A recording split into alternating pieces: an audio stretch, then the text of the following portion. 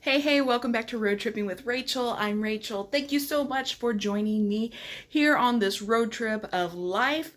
If you have been following along, you know that we have gone through the books of Nehemiah, we've gone through the books of Ezra, and now we are basically going through just some soapboxes of mine as we're gearing up to make it into the holidays and Vlogmas, which I'm super excited about. But today we want to talk about groups. Now, I happen to be very passionate about groups. For those of you who have been following or might be new to the channel, I do hold a seminary degree, a Master's of Divinity in Christian Education, and I did a lot with groups and curriculum development. So this happens to be something like I am quite passionate about. Now, a lot of people don't necessarily know how to go about starting a group, how it should function, and it is both very easy and very difficult all at the same time. It's a very interesting dichotomy because it's a very straightforward of, hey, I want to do a group. This is what we want to study. This is how often we're going to meet, which sounds like it would be very simple. But at the same time, there's a lot of thought that really needs to go into each of those things. So I'm going to cover 4 big things that you need to be thinking about whenever you are starting a new group. So because there is this, oh, we're so excited, we are going to do a group, followed by like, oh my gosh, there are so many decisions I have to make because we are going to do a group.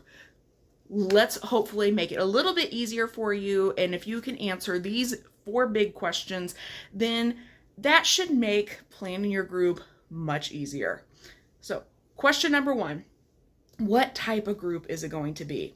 Now, what I mean by this is actually 2 sub-questions are being asked. So the first sub-question is this a long-term or is this a short-term group? So short-term means it's only going to be for like, say a semester, just a couple months, September through Christmas. That's what my church does. We sign up towards the end of summer. We start new groups in September and then they go right before Christmas. They are deliberately created to be short-term groups. The long-term group is obviously going to be one that is going to last you, maybe a year. Maybe it's going to last even longer than that. There's a group that I'm not sponsored by them at all, but BSF, Bible Study Fellowship. They are long-term. They go through the entire Bible.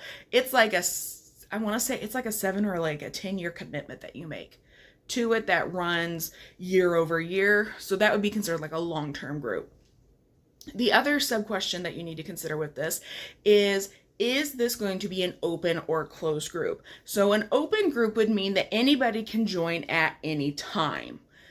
So it's open to anybody. A closed group means like you would have a couple of weeks there where new people can join, and then you more or less you shut that door. So you won't get new people coming in, halfway through the semester, the month, the whatever. So both of those questions, they need to work together. I would say if you are going to be doing a long-term Bible study, you need to plan on it also being an open group. If you're going to do a short-term, most likely it'll probably be closed. But that's not always going to be the case. Sometimes, like for Sunday school, for example, if you're a church that does that, then maybe that would be more of like you're doing a long-term open group. But you might also do like you're doing a specific study over the book of like Titus. That might be a short-term group. So churches can have both. They can have one or the other. They can all work a little differently. So that's the first thing. What kind of group is it? The second question you really need to tackle then is how often are you going to be meeting?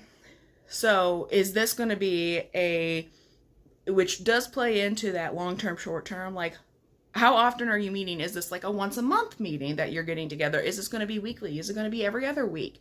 Those are things to consider. A lot of it does come into like the type of group you're actually going to have, though. That's one of those big things you really have to stop and consider. If you, like the group that I help lead at my church, we meet weekly. We are a short-term, closed group that meets weekly. That's what we are. So that is the answer to the question that we came through. And these are all questions that we thought about too before we actually launched our group. Those are things like you need to really think about. How often are you going to meet? If you are maybe like a mom's group or like a dad's group, maybe you're not actually going to be meeting weekly. Maybe you're meeting, twice a week. Maybe if you're doing like a book study, like say you're reading a discipleship book, and it's where it's not necessarily like a Bible study, it's a discipleship book. Maybe you just meet once a month. That way you give everyone an opportunity in order to read. Like I said, just a question that you really need to stop and consider. The third question you really need to talk about is, what is the group's size?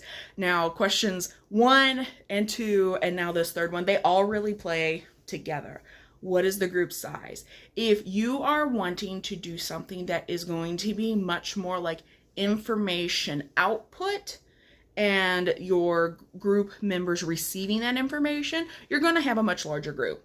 If you are planning on being having much more engagement and discussion and talking during your group, then that means you need to shoot for having a smaller group, and therefore you need to put a cap on it.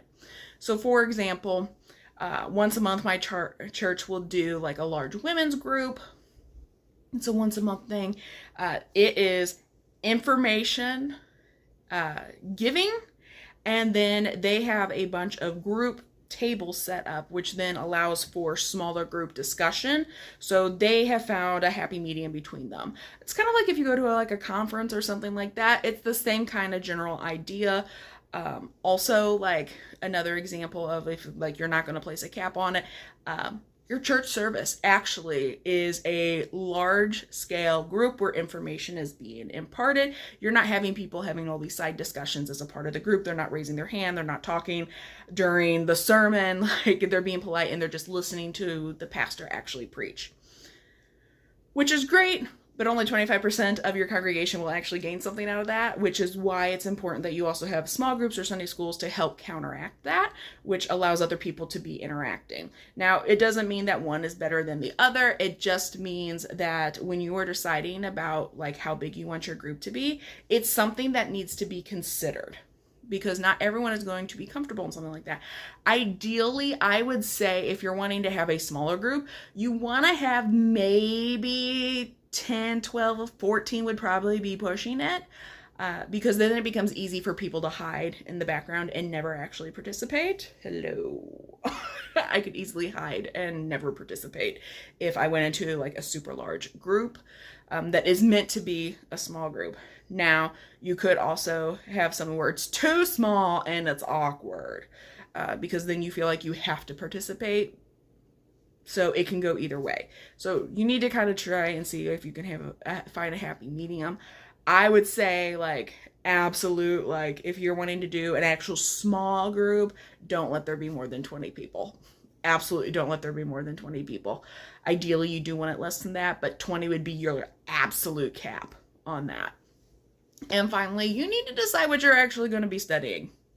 That sounds like it should be pretty obvious, but some of that does play into the other questions. If you are wanting to do a Bible study over the books of, let's say, 1st and 2nd Peter, okay, that is ultimately going to be considered something that's short term. You're going to be moving through 1st and 2nd Peter. You probably are going to have it be a closed group. And then if you are wanting to have it be ongoing, probably going to be meeting once a week. And then you probably, if it's going to be a smaller group, you're probably going to want to set a cap on it. Makes sense. Just because if you're wanting to have something that's more discussion based, you might want that. Now that can also be where it becomes a large group and you're in more of a lecture hall setting. Either way is fine. That's just an example for you. But selecting what you want to study is very important. Do you want to do a book study, or do you want to do a study out of the Bible itself?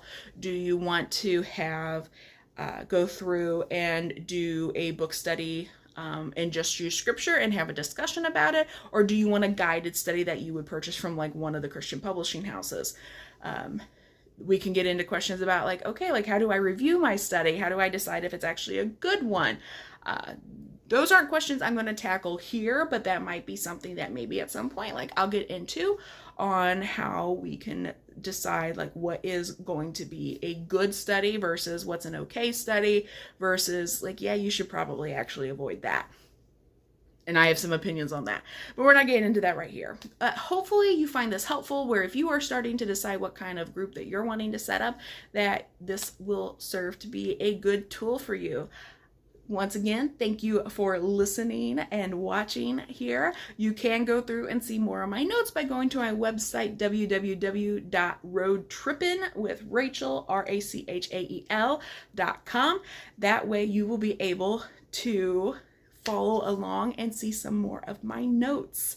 And don't forget, we are coming up on Vlogmas, so you're going to start seeing content from me starting in actually at the end of November, because we start with Advent before we actually get into Vlogmas itself, and I'm so excited for it. All right, I will see you guys all next time. Bye.